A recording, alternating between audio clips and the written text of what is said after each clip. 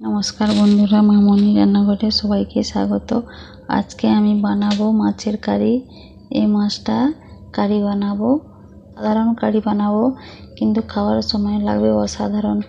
এই কারি বানানোর জন্য কি কি মশলা লাগছে একবার বলে দিই। এদিকে মশলা নিয়েছি পেঁয়াজ, আদা, রসুন, লঙ্কা, হলুদ, নুন, স্বাদের জন্য নিয়েছি একটুখানি চিনি, গোটা গরম মশলা আর টমেটো কুচি, আর রান্নার জন্য নিয়েছি সরষের তেল। এই কটা উপকরণ দিয়ে আমি আজকে মাছের কারিটা বানাবো।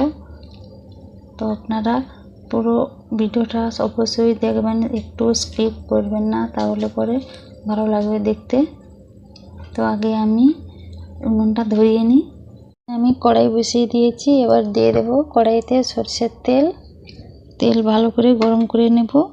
তেল গরম হয়ে গেছে, এবার নুন হলুদ মাখিয়ে মাছটা রেখেছিলাম, সেই মাছগুলোকে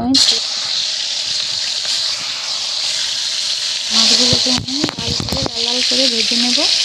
লাল করে ভেজে তুলে নেব। আর এভাবে যদি লাল করে না ভাজা হয় তাহলে রান্নার সময় খুব একটা ভালো লাগবে না, তাই এভাবে লাল করে ভেজে নিয়েছি, তুলে নেব। মাছের তেলে রান্নাটা করব, দিয়ে দেব অল্প একটুখানি চিনি, তাহলে পরে দেখতে ভালো লাগবে। চিনিটা গলে গেলে এবার দিয়ে দেবো আমি পেঁয়াজ কুচি ভালো করে ভাজা করে নেব।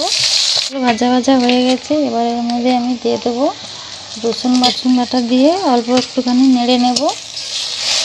হয়ে গেছে, এবার দিয়ে দেবো আমি আদা বাটা।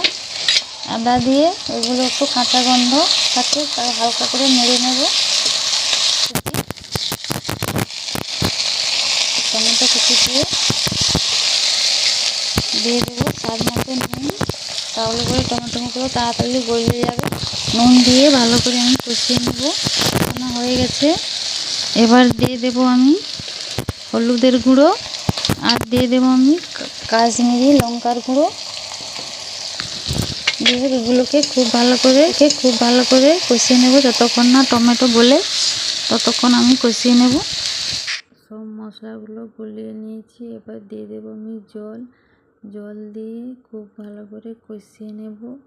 দেখুন মশলা থেকে তেল ছেড়ে গেছে, এবার দিয়ে দেবো আমি জল দিয়ে গ্রেভিটাকে খুব ভালো করে আমি ফুটিয়ে নেব। গ্রেভিটাকে আমি ফুটিয়ে নিয়েছি, এবার দিয়ে দেব মাছগুলো।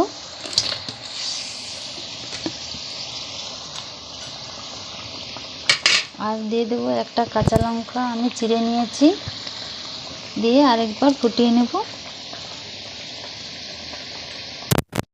তো বন্ধুরা, আমার এই কারির রেসিপিটা কেমন লাগলো কমেন্ট করে জানিও, আর লাইক সাবস্ক্রাইব করে আমার পাশে থেকো। খুব গন্ধটা খুব সুন্দর বেরোচ্ছে।